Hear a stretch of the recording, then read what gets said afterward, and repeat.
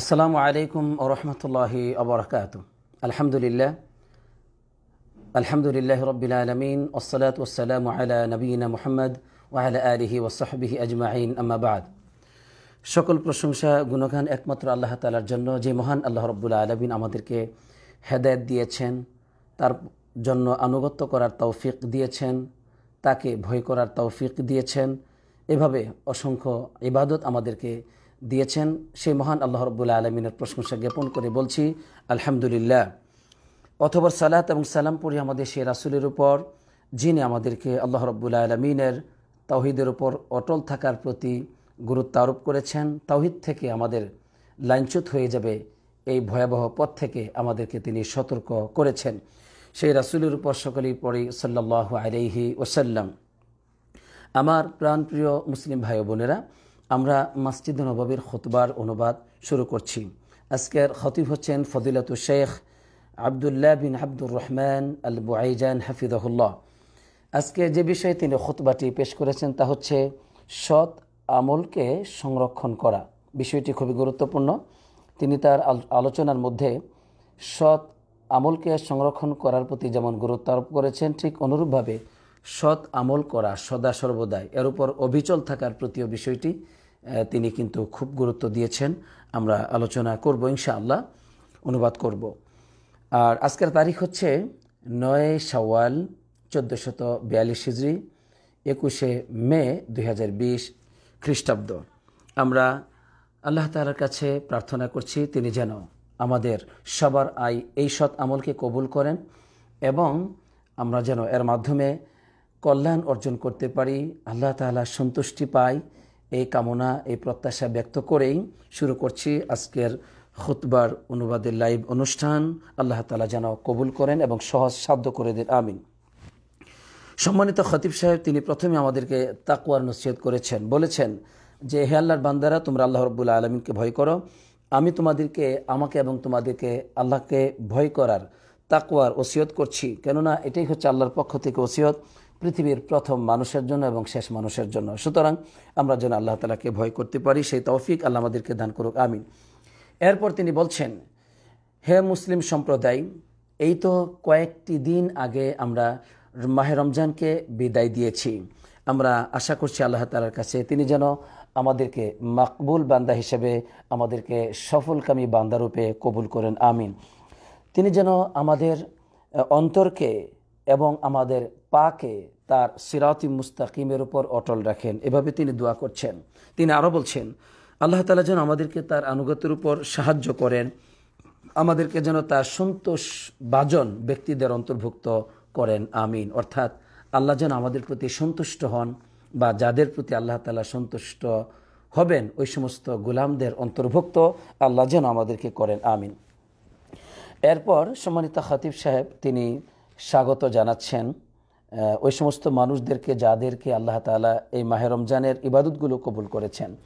তিনি কথাটা এভাবে বলছেন যে রমজান মাস শেষ হয়ে গেল, যেই মাসটি ছিল কল্যাণ, বরকত এবং ফজিলত অর্জনের সবচেয়ে গুরুত্বপূর্ণ একটি মৌসুম, যা কয়েকটি দিন ছিল অতিবাহিত হয়ে গেল, তার আমলগুলিও শেষ হয়ে গেছে। তবে যে ব্যক্তি সফলকামী হওয়ার সে তো সফলকামী হয়েছে, আর যে ব্যক্তি ব্যর্থ হওয়ার সে তো ব্যর্থ হয়েছে। হায় আফসুস, যদি আমি জানতাম কার আমলকে আল্লাহ তাআলা কবুল করেছেন, আমরা তাকে স্বাগত জানাতাম, সুবহানাল্লাহ। আর এটাও যদি জানতাম যারা ব্যর্থ হয়েছে, যাদের আমলগুলোকে প্রত্যাখ্যান করা হয়েছে, তাদেরকে আমরা সান্ত্বনা দিতাম যদি আমরা জানতাম। এভাবে করে তিনি চমৎকার তার অভিব্যক্তি প্রকাশ করেছেন। এরপর তিনি আমাদেরকে তাওহীদের উপর অবিচল থাকার বিষয়টি খুবই গুরুত্ব দিয়ে বলছেন যে হে আল্লাহর বান্দারা, হে মানবজাতি, তোমরা সর্বদাই ফিকুল্লি জামান, সকল অবস্থাতে সকল স্থানে আল্লাহর সাথে তোমাদের অঙ্গীকারকে অবশ্যই তোমরা নবায়ন করবে। আল্লাহর সাথে সম্পর্ককে বিচ্ছিন্ন করবে না মাহে রমজানের পরে, কেননা আল্লাহ তাআলা খুব নিকটবর্তী এবং বান্দাদের দোয়াকে কবুলকারী। তিনি দোয়াকে কবুলকারী, বান্দাদের ডাকে তিনি সাড়া দেন। সকল অবস্থাতে সকল স্থানেই বান্দাদের প্রয়োজনকে তিনি মিটিয়ে দেন, আলহামদুলিল্লাহ। তার ভান্ডার পরিপূর্ণ, যা কখনো শেষ হয় না। তার দুটো হাতকে তিনি সম্প্রসারিত করে দিয়েছেন। আকাশ এবং জমিনে যা কিছু আছে সকল কিছুই আল্লাহর কাছে তাদের প্রয়োজনকে প্রার্থনা করে। সুবহানাল্লাহ। আল্লাহ তাআলা প্রতিটি মুহূর্তেই কর্মব্যস্ততার মধ্যে রত আছেন কল্যাণকর কাজে। তিনি তো এমন একজন রব যিনি হচ্ছেন হাইয়ুন, চিরঞ্জীব, তিনি কাইয়ুম, চির প্রতিষ্ঠিত। আলহামদুলিল্লাহ। তিনি এমন একজন রব যিনি কখনো ঘুমান না, তিনি তন্দ্রান না। সুতরাং এই রবের সাথে আমাদের সম্পর্ক যেন বিচ্ছিন্নতা না ঘটে, বরং আমরা যেন সদা সর্বদাই এই রবের সাথে সম্পর্ককে সুদৃঢ় করি, গাঢ় করি, এভাবেই যেন আমরা জীবনযাপন করি। এই বিষয়টি সম্মানিত খতিব সাহেব আমাদেরকে দিক নির্দেশনা দিয়েছেন। আমরা সম্মানিত খতিব সাহেবের জন্য দোয়া করছি, আল্লাহ তাআলা যেন তাকে উত্তম থেকে উত্তম প্রতিদান দান করেন, আমিন। এবার তিনি একটি গুরুত্বপূর্ণ পয়েন্ট বলেছেন, তা হচ্ছে আমাদের ইবাদত কবুল হওয়ার বিষয়ে তিনি যা বললেন তা এইভাবে বললেন যে, হে মুসলমানগণ, ইবাদতের কিন্তু একটি প্রভাব আছে, চারিত্রিক প্রভাব। অর্থাৎ আমরা যে ইবাদত করি তার কিন্তু প্রভাব আছে আমাদের চরিত্রের মধ্যে। যেমন সালাত মানুষকে সকল প্রকার অশ্লীল নির্লজ্জ কাজ থেকে বাধা প্রদান করে। আলহামদুলিল্লাহ। তাই ইবাদত কবুল হওয়ার আলামত হচ্ছে এটাই যে একটি মানুষের চরিত্রের পরিবর্তন ঘটবে, তার অবস্থা দুরবস্থা থেকে উন্নত থেকে উন্নত চরিত্রের দিকে ফিরে যাবে। এটাই হচ্ছে ইবাদত কবুল হওয়ার অন্যতম একটি আলামত। তাই তিনি অত্যন্ত আবেগপ্রবণ হয়ে বলছেন যে ওই ইবাদত কতই না উত্তম যা অন্যায় কাজ করার পরে, অসৎ কাজ করার পরে ভালো আমল করা হয়, সৎ আমল করা হয়। কেননা ভালো আমল তো সেটাই যা ধারাবাহিকভাবে ভালো আমল করা হয়, অর্থাৎ সৎ আমলের পরে সৎ আমলটাকে তিনি খুবই উত্তম আমল বলে আখ্যায়িত করেছেন। এজন্য আমরা যেন সদা সর্বদা সৎ আমল করতে পারি। আল্লাহ তাআলা আমাদেরকে সেই তৌফিক দান করুক, আমিন। এরপরে তিনি বললেন যে আল্লাহর কাছে তোমরা প্রার্থনা করো যাতে করে তোমরা মৃত্যু পর্যন্ত আল্লাহর দ্বীনের উপর অটল থাকো, এবং আল্লাহর কাছে আশ্রয় প্রার্থনা করো অন্তরের পরিবর্তন হওয়া থেকে। বলো, হে আল্লাহ, হে অন্তরের পরিবর্তনকারী, আমাদের অন্তরকে তুমি তোমার দ্বীনের উপর অটল রাখো। হে অন্তরের পরিবর্তনকারী, আমাদের অন্তরকে তোমার আনুগত্যের উপর স্থির রাখো। এভাবে তোমরা আল্লাহর কাছে প্রার্থনা করো দ্বীনের উপর যেন অটল থাকতে পারো মৃত্যু পর্যন্ত। সুবহানাল্লাহ। বিষয়টি কিন্তু খুবই গুরুত্বপূর্ণ, কারণ আমাদের অধিকাংশ মানুষের অবস্থা হচ্ছে এরকম যে সাময়িকভাবে কোন একটি মৌসুমে, কোন একটি সময়ে, কোন একটি দিনে আমরা আল্লাহর আনুগত্যে ফিরে আসি, কিন্তু বাকি সময় আমরা আবার আনুগত্য থেকে বহু দূরে চলে যাই। এই চরিত্র থেকে আমরা যেন আল্লাহর কাছে পানাহ চাই, আশ্রয় চাই, এবং আমরা যেন আনুগত্যের উপর অটল থাকতে পারি। সেই তৌফিক যেন আল্লাহ আমাদেরকে দান করেন, আমিন, আমিন। এরপর সম্মানিত খতিব সাহেব তিনি আমাদেরকে দ্বীনের উপর অটল থাকার বিষয়টিকে গুরুত্ব দিয়েছেন এবং ইখলাসের এবং একনিষ্ঠতার বিষয়টিকে গুরুত্ব দিয়েছেন। তিনি একটি চমৎকার হাদিস নিয়ে এসেছেন যা বুখারী মুসলিমে এসেছে, যে এই হাদিসটার ব্যাখ্যা আমরা অনেক সময় অনেকেই ভুল করে ফেলি। হাদিসটা শুনবো এবং তার একটা সত্যিকার ব্যাখ্যা আমি আপনাদের সামনে তুলে ধরবো ইনশাআল্লাহ। রাসূলুল্লাহ সাল্লাল্লাহু আলাইহি ওয়াসাল্লাম বলেছেন যে একজন ব্যক্তি সে আমল করে বিআমালি আহলিল জান্নাহ, জান্নাতি অধিবাসীদের আমল করতে থাকে। এরপরে দেখা যায় তার মাঝে এবং জান্নাতের মাঝে মাত্র এক হাত বাকি আছে, এরপরে সে জান্নাতে প্রবেশ করবে। কিন্তু দেখা যায় তার উপর যে তাকদীর লিপিবদ্ধ করা আছে সেটা তার উপর বিজয়ী হয়ে যায়। তখন সেই ব্যক্তি ফায়ামালু বিআমালি আহলিন নার, জাহান্নামীদের কাজ করে থাকে।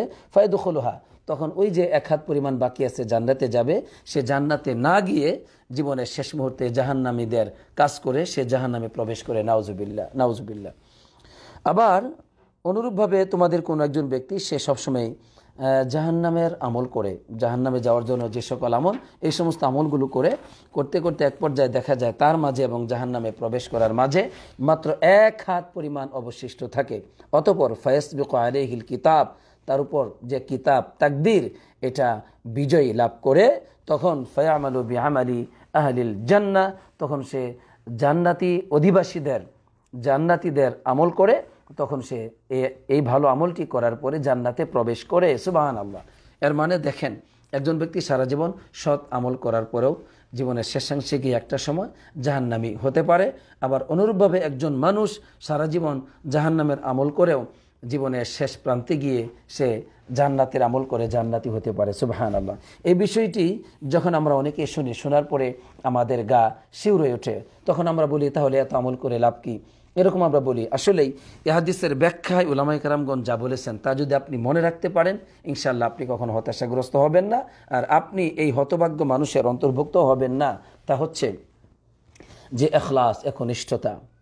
যে ওই যে একজন ব্যক্তি জান্নাতি মানুষের আমল করে, এটা মানুষকে দেখানোর জন্য আমল করে, ভিতর তার নোংরা, ভিতর হচ্ছে তার অপবিত্র। কারণ সে দেখা যায় ভালো আমল করতেছে, কিন্তু সেগুলো দুনিয়ার উদ্দেশ্যে করতেছে, শুধুমাত্র দুনিয়ার লক্ষ্য উদ্দেশ্যে করছে, মানুষের সন্তুষ্টি অর্জনের লক্ষ্যে সে করছে।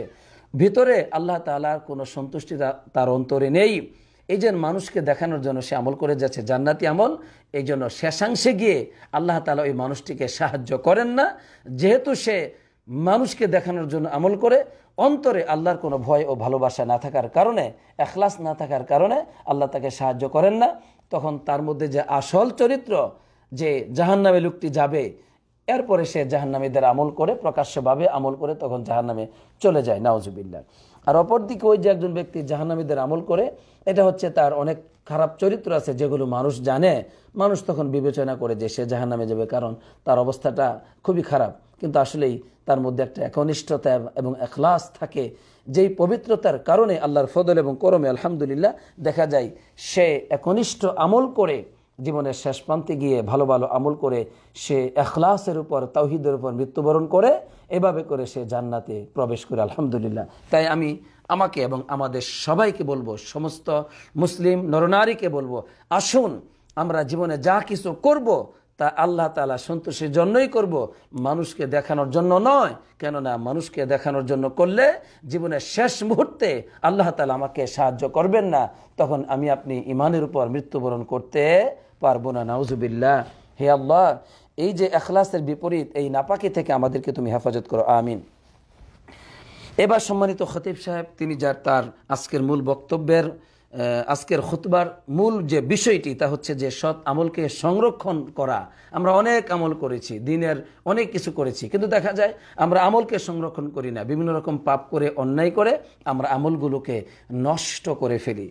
এই জন্য সম্মানিত খতিব সাহেব তিনি আমাদেরকে বললেন, হে আল্লাহর বান্দারা, তোমরা আমলকে নষ্ট করার ব্যাপারে সতর্ক হও, তোমরা আমল কবুল হোক এই ব্যাপারে তোমরা প্রলুব্ধ হও, এই ব্যাপারে তোমরা গুরুত্ব আরোপ করো।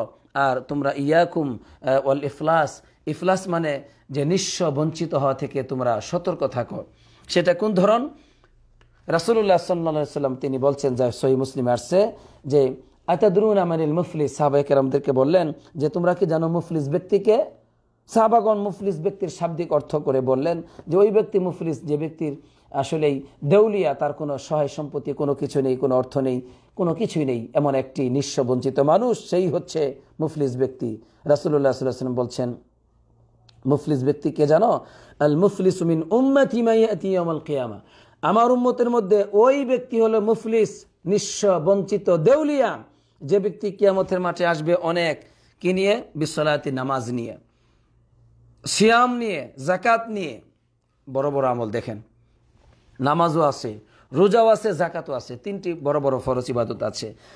এত ইবাদত থাকার পরে সে কাউকে গালমন্দ করবে, কাউকে মিথ্যা তহমত দিবে, অপবাদ দিবে, কারো সম্পত্তিকে অন্যায়ভাবে খাবে, কারো রক্তপাত ঘটাবে, কাউকে মারবে, আঘাত করবে, এইভাবে বিভিন্ন ধরনের জুলুম, অত্যাচার, পাপ নিয়ে আসবে।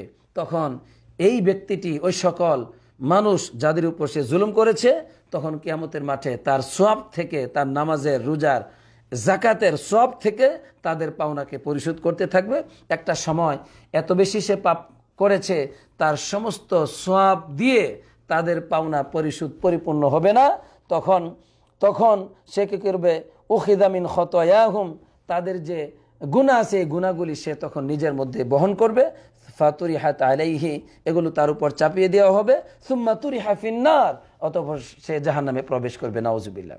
এত ইবাদত করার পরেও আবার জুলুম থাকার কারণে সে জাহান্নামে যাবে। তাই আমাদেরকে তিনি বলছেন যে ওয়াজতানিবু আসবাব দিয়াইল আজর, তোমরা আমল নষ্ট হয় এই সমস্ত কারণ থেকে বিরত থাকো। যা করলে আমল নষ্ট হয়ে যায়, জুলুম করলে আমল নষ্ট হয়ে যায়, এগুলো থেকে তোমরা বিরত থাকো। আবার আরেকটা আমল নষ্ট হওয়ার কারণ হলো যে গোপনে গোপনে খুব বেশি বেশি পাপ করে, নাউজুবিল্লাহ। মানে আড়াল হলেই শুধু পাপে লিপ্ত হওয়া, আড়াল হলেই পাপে লিপ্ত হওয়া, এই সমস্ত এটাও কিন্তু একটা আমল নষ্ট হওয়ার অন্যতম একটা কারণ। যেমন ইবনে মাজা এসেছে, সাওবান রাদিয়াল্লাহু তাআলা আনহু নবী করিম সাল্লাল্লাহু আলাইহি ওয়াসাল্লামের একজন বিশিষ্ট সাহাবী ছিলেন। তিনি বলছেন যে রাসূলুল্লাহ সাল্লাল্লাহু আলাইহি ওয়াসাল্লাম বলেন যে আমার উম্মতের মধ্যে এমন কিছু মানুষ আছে যারা কিয়ামতের মাঠে সেই জাবালে তিহামা বাইদ, ওই যে সাদা দবদবে জাবালে তিহামা আছে, এটা ইয়ামান এবং সৌদি আরবের বর্ডার, জাবালে তিহামা খুব বিশাল বড় পাহাড়, সাদা দবদবে পাহাড়। এই জাবালে তিহামার মতো বিশাল আকার, এত পরিমাণ সওয়াব নিয়ে আমার উম্মতের কিছু মানুষ আসবে কিয়ামতের মাঠে। আল্লাহ তাআলা তাদের ওই আমলগুলোকে হাবাআম মানসুরা, বিক্ষিপ্ত ধূলিকণায় পরিণত করে দিবেন, বিক্ষিপ্ত ধূলিকণায় পরিণত করে দিবেন, নাউজুবিল্লাহ। তখন সাওবান রাদিয়াল্লাহু তাআলা বলছেন, ইয়া রাসূলুল্লাহ, কারা ওই সমস্ত মানুষগুলো, আমাদেরকে বলুন অজ্ঞতাবশত, যাতে করে তাদের অন্তর্ভুক্ত আমরা না হই। তখন রাসূলুল্লাহ সাল্লাল্লাহু আলাইহি ওয়াসাল্লাম তাদেরকে বললেন, তারা তো তোমাদেরই ভাই, তারা দূরের কেউ না, তোমাদেরই ভাই। তারা রাত্রিবেলা রাত্রি যাপন করে, যেভাবে মানুষ রাত্রিবেলা আরাম করে রাত্রি যাপন করে, কিন্তু তাদের চরিত্র হলো ওয়ালাকিন্নাহুম কওমুন, তারা এমন সম্প্রদায় ইদা খালাউ বিমাহারিমিল্লাহি ইনতাহাকুহা, তারা যখন ওই একটু আড়াল হয় মানুষ থেকে, তখনই আল্লাহ তাআলার হারাম কাজে, আল্লাহর অবাধ্যতার মধ্যে তারা লিপ্ত হয়ে যায়, নাউজুবিল্লাহ। এই হলো তাদের দুরবস্থা। এই যে সারাদিন ভালো মানুষ থেকে রাতের অন্ধকারে পাপে তারা লিপ্ত হয়ে যায়, এই জন্য তাদের আমলগুলিকে আল্লাহ রাব্বুল আলামিন বাতিল করে দেবেন, নাউজুবিল্লাহ। অর্থাৎ দেখেন, এরা সিয়াম পালন করে, রোজা রাখে, সবই করে, রাতের বেলা তারা কি করে, এই অন্যায় কাজে লিপ্ত হয়ে যায়। আল্লাহ রাব্বুল আলামিনকে গোপনে গোপনে আল্লাহকে ভয় করে না, সুযোগ পেলে তারা আল্লাহর অবাধ্যতার পথে লিপ্ত হয়। এই জন্য ফাআদ হাদাল্লাহু আমালাহুম, এই কারণে আল্লাহ তাদের আমলগুলোকে তিনি বাতিল করে দেন, নাউজুবিল্লাহ। এই জন্য আমার প্রিয় যুবক যুবতী ভাই ও বোনেরা, আমি আপনাদেরকে বলবো যে আপনারা এই বিষয়টা থেকে সতর্ক থাকার চেষ্টা করবেন। আল্লাহ সুবহানাহু ওয়া তাআলা আপনাদেরকে রমজান মাসে অনেক ইবাদত করার তৌফিক দিয়েছেন, কিন্তু বিভিন্ন রকম পাপ করে আমরা যেন এই সমস্ত ইবাদতগুলোকে নষ্ট না করি, আল্লাহর কাছে সেজন্য আশ্রয় প্রার্থনা করতে হবে। আল্লাহ যেন সেই তৌফিক দান করেন, আমিন।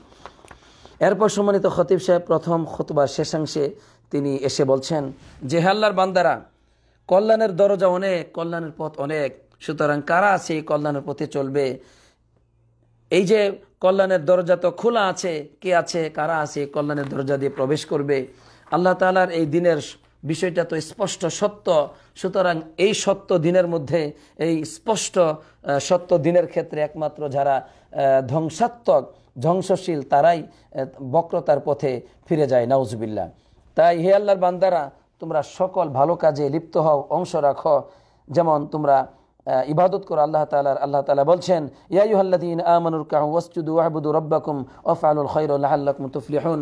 হে বিশ্বাসীগণ, তোমরা রুকু করো, সিজদা করো, আল্লাহর ইবাদত করো এবং কল্যাণকর কাজ করো, তাহলে তোমরা সফলকামী হতে পারবে। তাহলে সফলকামী হওয়ার জন্য আমাদেরকে অনেক ইবাদত করতে হবে, বিভিন্ন ধরনের ইবাদতে আমাদেরকে আত্মনিয়োজিত হতে হবে, তাহলেই আমরা সফলকামী হতে পারবো। আল্লাহ তাআলা আমাদেরকে সেই তৌফিক দান করুক, আমিন।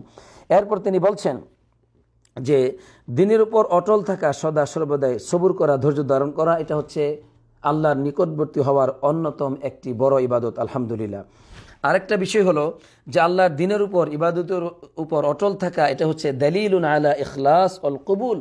এটা দুটো বিষয়ের প্রমাণ বহন করে। সদা সর্বদাই আপনি যখন আল্লাহর ইবাদতের উপর অটল থাকতে পারবেন, মানে রমজান ইবাদত করেছেন, রমজানের পরেও আপনি ইবাদতে অটল আছেন, যদি এমনটি হয়, তাহলে এটা দুটো জিনিসের প্রমাণ বহন করে। একটি হচ্ছে আল ইখলাস, আপনার মধ্যে যে একনিষ্ঠতা আছে, আপনি যে একমাত্র আল্লাহকে বিশ্বাস করেন, আল্লাহর ভয়ে, আল্লাহর সন্তুষ্টির জন্য যে ইবাদত করেন, এটাই প্রমাণ বহন করে আপনি রমজানে যেমন ইবাদত করেছেন, রমজানের পরেও ইবাদত করছেন, আলহামদুলিল্লাহ।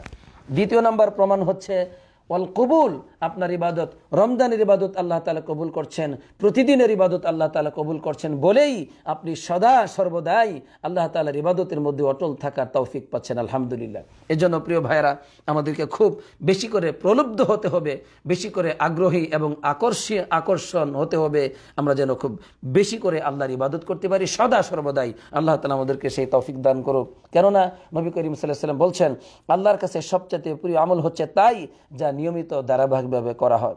এজন্য নবী করিম সাল্লাল্লাহু আলাইহি ওয়াসাল্লাম অল্প আমল হলেও বলছেন যে অল্প আমল হলেও সেটা আল্লাহর কাছে প্রিয়, যদি সেটা খুব নিয়মিত করা হয়। আল্লাহ তুমি আমাদেরকে নিয়মিত তোমার আনুগত্য করার তৌফিক দান করো, সদা সর্বদাই দিনের উপর অটল থাকার তৌফিক দান করো, আমিন। এই জন্য আমি বলবো, আপনি কিয়ামুল লাইল রমজানও করেছেন, এখনও করেন, কোরআন তেলাওয়াত রমজানে করেছেন, এখনও করেন, দান খয়রাত সদকা রমজানে করেছেন, এখনও করেন, এভাবে ইস্তিগফার তওবা করা রমজানে করেছেন, এখনও করেন, মানুষের সেবা করেছেন, এখনও করেন রমজানের পরে। আল্লাহ তাআলা আমাদেরকে সবাইকে ভালো আমল করার তৌফিক দান করুক, আমিন। এখানে প্রথম খুতবাটি শেষ করেছেন। দ্বিতীয় খুতবায় সম্মানিত খতিব সাহেব তিনি বলছেন যে সকল মাসই হচ্ছে ইবাদতের মৌসুম, ইবাদতের মাস। যদিও মান মর্যাদার দিক থেকে, কর্মের দিক থেকে একটু ভিন্নতা রয়েছে, কিন্তু সকল মাসই হচ্ছে ইবাদতের মাস। জীবনের প্রতিটি মুহূর্ত হচ্ছে আল্লাহর আনুগত্যের মৌসুম। তাই প্রতিটি মানুষকে যে জন্য সৃষ্টি করা হয়েছে তাই তার জন্য সহজসাধ্য করে দেওয়া হয়। আর প্রতিদিন একটা মানুষ সে কি করে, প্রত্যেকেই একটা মানুষ সকালবেলা তার এই জীবনটাকে সে আজাদ করে অথবা সে এটাকে ধ্বংস করে, অর্থাৎ ধ্বংসের হাত থেকে নিজের জীবনকে সে রক্ষা করে, মুক্ত করে, অথবা ধ্বংসের মধ্যে নিজের জীবনকে ঠেলে দেয়। সেটা কিভাবে? ইবাদতের মাধ্যমে। একজন মানুষ যখন আল্লাহর ইবাদত করে প্রতিদিন, সে যেন নিজের জীবনটাকে কঠিন আযাব থেকে, ধ্বংস থেকে সে তাকে রক্ষা করলো, নিজেই তার জীবনটাকে হেফাজত করলো, আলহামদুলিল্লাহ। অপরদিকে যে ব্যক্তি প্রতিদিন আল্লাহর অবাধ্য হয় সকাল থেকে শুরু করে, সকালবেলা সে যেন তার জীবনটাকে ধ্বংসের মধ্যে ঠেলে দিল, নাউজুবিল্লাহ। এজন্য বিষয়টি খুবই গুরুত্বপূর্ণ। আল্লাহ তাআলা আমাদেরকে প্রতিদিন সদা সর্বদাই জীবনের প্রতিটি মুহূর্তে আল্লাহর ইবাদত করার তৌফিক দান করুক, আমিন আমিন। এরপর সম্মানিত খতিব সাহেব বলছেন, হে আল্লাহর বান্দারা, হে মুসলমানগণ, তোমরা আল্লাহ রাব্বুল আলামিনকে কর্জে হাসানা দান করো। তোমরা কল্যাণকর যা কিছু নিজেদের জন্য প্রেরণ করবে তাই কিন্তু আল্লাহর কাছে তোমরা পাবে। এই জন্য আমরা যেন ভালো আমল করি। এই সকল আমলগুলো অবশ্যই কিয়ামতের দিন প্রতিদান দিবসে পরিপূর্ণভাবে আল্লাহর কাছে আমরা পাবো, আলহামদুলিল্লাহ। আর জেনে রাখবে, রোজা হচ্ছে ডাল স্বরূপ। এই রোজা এমন একটি আমল যে বনি আদমের সমস্ত আমলগুলোর প্রতিদান দেওয়া হয়, একথা সত্য, সে পাবে। তবে রোজার বিষয়টি ভিন্ন, কেননা আল্লাহ তাআলা বলছেন, সিয়াম, এই রোজা আমার জন্য, আমি নিজে ওই বান্দাকে প্রতিদান দিব। তাই শাওয়াল মাসের মধ্যে একটা রোজার বিধান আছে যে 6টি সিয়াম পালন করা অত্যন্ত গুরুত্বপূর্ণ, ফজিলতপূর্ণ, নবীজির একটি সুন্নাহ ও আদর্শ, আলহামদুলিল্লাহ। যে ব্যক্তি এই শাওয়াল মাসে 6টি সিয়াম পালন করবে, সে ব্যক্তি সারাটি বছর সিয়াম পালন করার সওয়াব পাবে। আর সেই ব্যাখ্যা একাধিকবার আমরা করেছি, আজও করেছি। সম্মানিত খতিব সাহেব বলছেন, ওই যে একটি সওয়াব 10টি সওয়াবের মতো, এক মাসের রোজা 10 মাসের রোজার মতো, অনুরূপভাবে ওই শাওয়ালের 6টি রোজার ফজিলত হলো 2 মাসের মতো, 10 দিন করে প্রতি রোজার 2 মাসের মতো। এভাবে সে এই 2 মাস সিয়াম পালন করলো, আর রমজানের 1 মাসে 10 দিন, এই হলো 12 মাস। আল্লাহ তাআলা আমাদেরকে এই 6টি রোজার ফজিলত দান করবেন। আমি আমাকে এবং আমাদের সবাইকে নসিহত করব, আল্লাহ তাআলার প্রতিটি যুবক যুবতী ভাই বোনদেরকে সবাইকে এর উপর আমল করার তৌফিক দান করুক, আমিন। আর এর জন্য ধারাবাহিকতা শর্ত নয়। সম্মানিত খতিব সাহেব বলছেন, কোনো সমস্যা না, কেউ বা ধারাবাহিকভাবে রাখতে পারে, কেউ বা আবার আলাদা আলাদা করে রাখতে পারে, কোনো সমস্যা নেই। এরপর সম্মানিত খতিব সাহেব বলছেন, আল্লাহ রাব্বুল আলামিনের নিয়ামত যে কত আমাদের উপর, এটাকে আমরা গণনা করে কোনো অবস্থাতে শেষ করতে পারবো না। আর একটি নিয়ামতের কোনো দিন এর প্রতিদান, এর কৃতজ্ঞতা আমরা আদায় করে শেষ করতে পারবো না। আল্লাহ তাআলা বলেছেন, ওয়া ইন তাউদ্দু নি'মাতাল্লাহি লা তুহসুহা, আল্লাহ নিয়ামতগুলো গণনা করে তোমরা কখনো শেষ করতে পারবে না। সুতরাং তোমরা আল্লাহ রাব্বুল আলামিনের নিয়ামতের শুকর আদায় করো, হে আল্লাহর বান্দারা। এই নিয়ামতগুলোকে তোমরা আল্লাহর আনুগত্যের মাধ্যমে ব্যয় করো। সুতরাং আল্লাহ যত আমাদেরকে নিয়ামত দিয়েছেন, এগুলো যদি আল্লাহর আনুগত্যের মধ্যে ব্যয় করি, তাহলে কিন্তু আল্লাহর শুকর আদায় হয়ে গেল, আলহামদুলিল্লাহ। আরও বলা হয়েছে, একজন ব্যক্তি যদি সে সারা জীবন ওই মৃত্যু থেকে, কি বলে, জন্ম থেকে মৃত্যু পর্যন্ত সে যদি সেজদায় অবনত থাকে আল্লাহ তাআলার সন্তুষ্টির জন্য, তারপরেও কিন্তু আল্লাহ তাআলা যে একজন বান্দাকে নিয়ামত দিয়েছেন, তার একটা নিয়ামতের শুকর আদায় করা শেষ হবে না। একটা নিয়ামতের প্রতিদান আমরা দিতে পারবো না। এমনকি কিয়ামতের দিন এই বান্দা সে যত আল্লাহর নিয়ামতের শুকর আদায় করে, যত ইবাদত করেছে, এটাকে সে তুচ্ছ জ্ঞান করবে যে আল্লাহু আকবার, আমি জীবনে কি করেছি, আল্লাহর একটা নিয়ামতের যে এত মূল্য, আলহামদুলিল্লাহ। এই জন্য ভাইয়ের আমার, তাই সদা সর্বদাই আল্লাহ তাআলার আনুগত্যের উপর অটল থাকার মাধ্যমে আল্লাহর শুকর আদায় যেন আমরা করতে পারি। আল্লাহ তাআলা আমাদের সবাইকে সেই তৌফিক দান করুক, আমিন। এরপর সম্মানিত খতিব সাহেব তিনি আরো বলছেন, কোনো ব্যক্তি কিন্তু তার নিজের আমল দ্বারা জান্নাতে যেতে পারবে না আল্লাহর অনুগ্রহ ও দয়া ব্যতীত, যতই আমরা আমল করি না কেন। কেননা নবী করিম সাল্লাল্লাহু আলাইহি ওয়াসাল্লাম বলেছেন, তোমাদের কেউ জান্নাতে যেতে পারবে না তোমাদের কারো আমল দ্বারা। একজন ব্যক্তি বলেন, ইয়া রাসূলুল্লাহ, আপনিও কি পারবেন না? নবী করিম সাল্লাল্লাহু আলাইহি ওয়াসাল্লাম বলছেন, না, আমিও পারবো না, তবে ইল্লা আইয়াতাগাম্মাদানি আল্লাহু মিনহু বিরহমাতিন, তবে আল্লাহ রাব্বুল আলামিন আমাকে তার রহমত দ্বারা বেষ্টন করে নেবেন, আমাকে আল্লাহ তার রহমত দ্বারা নাজাত দিয়ে দিবেন। আলহামদুলিল্লাহ। এই জন্য ভাইয়ের আমার, আমরা যেন আমাদের অনেক বেশি আমল দ্বারা নিজেদেরকে প্রতারিত না করি। তাই সম্মানিত খতিব সাহেব বলছেন, কাউকে যেন তার আমল প্রতারণায় না ফেলে, কেউ যেন এই ইবাদত দ্বারা সে বড়াই না করে, সে যেন খুঁটা না দেয় যে অনেক কিছু করে ফেলেছে, সে নিজেকে যেন এটা মনে না করে যে আমি অনেক আমল করেছি। না, এমনটি যেন না করে, বরং সে জানে না তার আমল কবুল হয়েছে কিনা, এটা তো জানে না, তার শেষ অবস্থা কোথায় ফিরে যাবে সে জানে না। তাই একজন মানুষকে সদা সর্বদাই আমল করতে হবে, কথা সত্য, আমল যেন কবুল হয় সেজন্য তাকে দোয়া করতে হবে, আর মনে করতে হবে সে কিছুই করে নাই, আল্লাহ তাআলার কোনো ইবাদতই সে করতে পেরেছে এমনটি সে মনে করবে না, বরং সে আল্লাহর কাছে সাহায্য চাইবে, আল্লাহ তুমি আমাকে ইবাদত করার তৌফিক দান করো, আমার ইবাদতকে কবুল করে নাও। সেজন্য এটা মনে না করে যে সে অনেক কিছু করে ফেলেছে। এই বিষয়টি খুবই আমাদেরকে গুরুত্ব দিতে হবে, কারণ আমরা দেখেছি অনেক মানুষের মাঝে এর প্রবণতা আছে, বলে যে আমি এই করেছি সেই করেছি, খুব বড়াই করে ইবাদত নিয়ে। এটা ঠিক না ভাই, আল্লাহ আমাদেরকে হেফাজত করুক, আমিন আমিন। এখানেই আমরা দ্বিতীয় খুতবাটি শেষ করছি। আজকে আমরা যে শুনলাম যে ইবাদতের সংরক্ষণের যে গুরুত্ব কতটুকু, এই বিষয়টি যেন আমরা গুরুত্ব দেই। কারণ হলো যে ইবাদত আমরা করছি, দিনের উপর অটল থাকছি, এটা যেমন ভালো কাজ, এর গুরুত্ব যেমন আমাদেরকে দিতে হবে, অনুরূপভাবে গুরুত্ব দেওয়া লাগবে যেন আল্লাহ ইবাদত কবুল করেন। এরপরে জুলুম করে, অন্যায় করে, বিভিন্ন রকম খারাপ কাজ করে আমরা ইবাদতকে যেন বাতিল না করি। আল্লাহ তাআলা আমাদেরকে সেই তৌফিক দান করুক, আমিন। কেননা ইবাদতের অনেক প্রয়োজন আখিরাতে, ইবাদতের অনেক মূল্য আল্লাহর কাছে, এই জন্য আল্লাহর কাছে আমরা সাহায্য চাচ্ছি। আজকে আমি যা কিছু আপনাদের সামনে অনুবাদ করার এবং সম্মানিত খতিব সাহেবের খুতবার যে ভাব আপনাদের সামনে প্রকাশ করলাম, আল্লাহ তাআলা যেন আমার এই আমলকে কবুল করেন। আপনারা দোয়া করবেন, আমিও দোয়া করছি আল্লাহ তাআলা আমার এই আমলকে কবুল করুক। আপনারা শুনছেন, আপনাদের আমলকে কবুল করুক। আমি এবং আমরা সবাই যেন যা কিছু শুনলাম, বললাম, এর উপর যেন জীবন গঠন করতে পারি। হে আল্লাহ, তুমি আমাদেরকে সেই তৌফিক দান করো, আমিন। আসসালাতু ওয়াসসালামু আলা নবিয়িনা মুহাম্মদ ওয়া আলা আলিহি ওয়া সাহবিহি আজমাইন।